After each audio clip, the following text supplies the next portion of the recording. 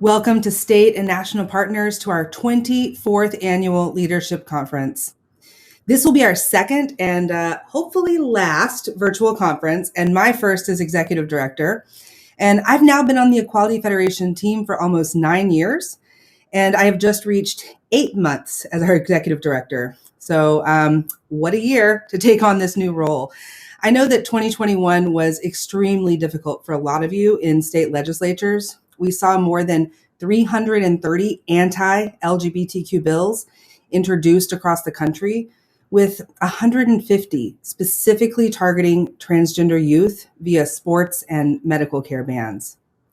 While 3 times as many pro-LGBTQ bills were introduced, more than 900, for the first time in years, too many of these anti-trans bans became law in more states than we could have imagined. So yeah, it was a rough year for many of us. But collectively, as a state-based movement, we fought back. Texas defeated more than 30 anti-LGBTQ bills and is still fighting during their ongoing special session. And from Montana to Florida, it felt like no one was safe from the attacks of anti-transgender opponents this year. We know that our work to stop these anti-trans attacks is not over, and that we'll see similar bills again next year. And we will not stop showing up every day to protect our transgender community. It's clear what the opposition wants. They want to keep finding new, horrifying ways to tear down LGBTQ people, to keep punching until we can't get up anymore. But what they don't realize is, together, this community cannot be taken down. Equality Federation was created by state leaders for state leaders. We exist in order to bring state and national advocates together, to be in community with one another. And what our opponents don't realize is that is our strength. Being in community is what makes us resilient. It is what makes us able to keep getting back up after the latest anti-trans bill becomes law. When we can come together, work together, support each other, that is where this movement's resilience lies. The challenges we face as LGBTQ advocates, as friends, as family, as caretakers, as individuals, just trying to survive during this painful time in our existence, they are all too much to face alone. And we cannot expect individual community members to be resilient just on their own. That is too much to bear. It is only through coming together as a collective, collaborative community that we are able to be resilient. Through building and strengthening this community, we are able to keep coming back. And what a community this is. From our latest member census, thank you everyone for filling it out, we learned from all of you that collectively, we represent more than 2 million supporters with a combined annual budget of nearly $40 million. The majority of you are focused on these anti-trans attacks and will be again for the next year. And while a few organizations dealt with staff layoffs or shrinking budgets and decreased donors due to the ongoing COVID-19 pandemic, not one group had to close its doors. And some of you even saw some new virtual opportunities to reach parts of your state you otherwise would not have had the opportunity to engage in. Many groups have come through this pandemic stronger than ever. And like us here at Equality Federation, the majority of members are committed to advancing racial equity in their organizations. And when asked what Equality Federation does well, the majority of you said, connection. I know that we at Equality Federation are on the right track when I see your responses to our member census, that we are achieving our goal of connecting and strengthening this community of state and national partners. But it isn't just the LGBTQ movement that needs to come together right now. The progressive movement as a whole is encountering the same enemy, the extreme right. We often think about our own community and our own issues when we're fighting back, when we're in the thick of it, especially against the latest onslaught of these anti-trans attacks. But we aren't alone. On Friday, our plenary will focus on those who are also fighting the extreme right, for voting rights, for the lives of Black and brown people, and for people who need abortions.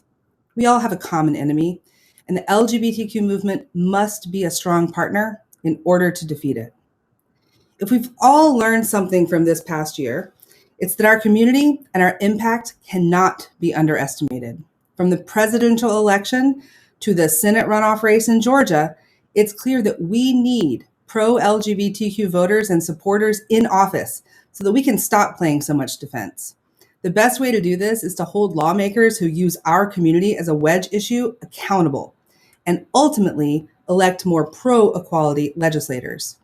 Our role, your role in this, is to build big voter engagement programs to make sure everyone who cares about queer and trans folks knows how to make their voice heard at the ballot box.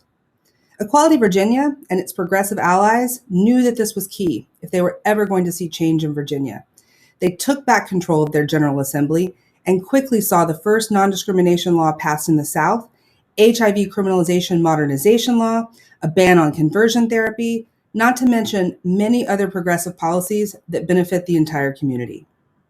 By engaging LGBTQ people and our supporters in voting, advocacy, and organizing, we have the opportunity to shift the balance of power at the local, state, and national levels to create pro-equality majorities.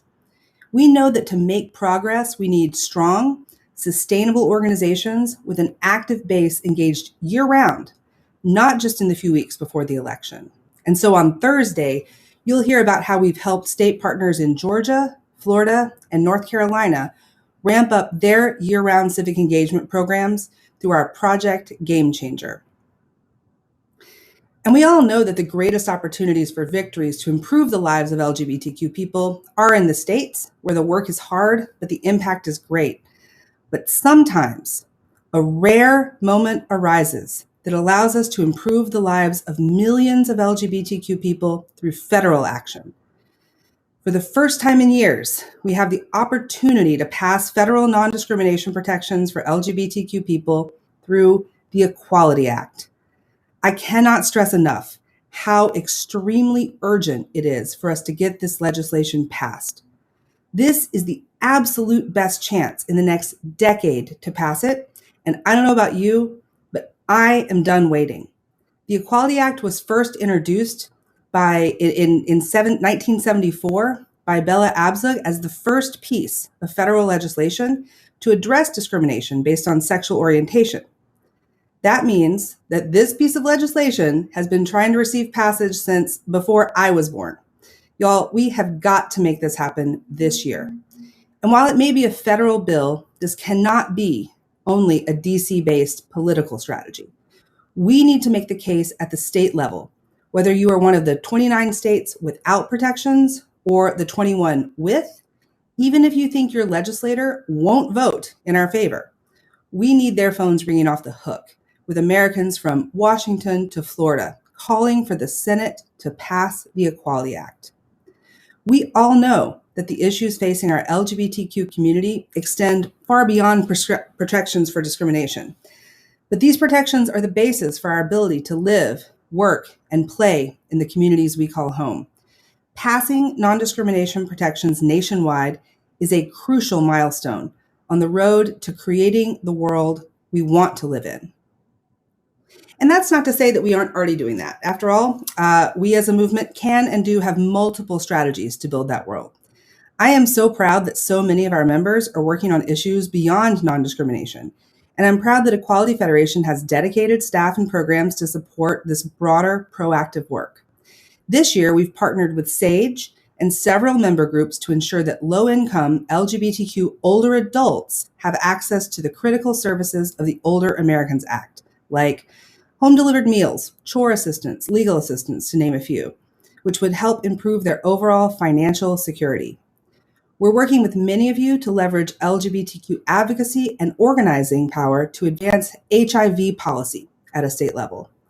And in the fall, I'm excited to announce that we'll be launching a pilot program to assist members in advocating for budget allocations in state and local budgets to provide the resources to our community to access housing, healthcare, job training, all the things that help us live our lives and be resilient.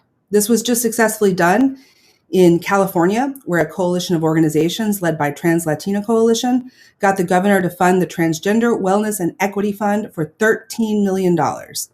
This is the largest state budget allocation given to the trans community ever, and we hope to learn from their work and for this to set a standard for other states across the country. And with everything we are doing, we focus our work through a racial justice analysis. This means that we are committed to working on issues that disparately affect people of color, such as access to healthcare, policing and incarceration, and economic justice, and standing in solidarity with BIPOC-led organizations.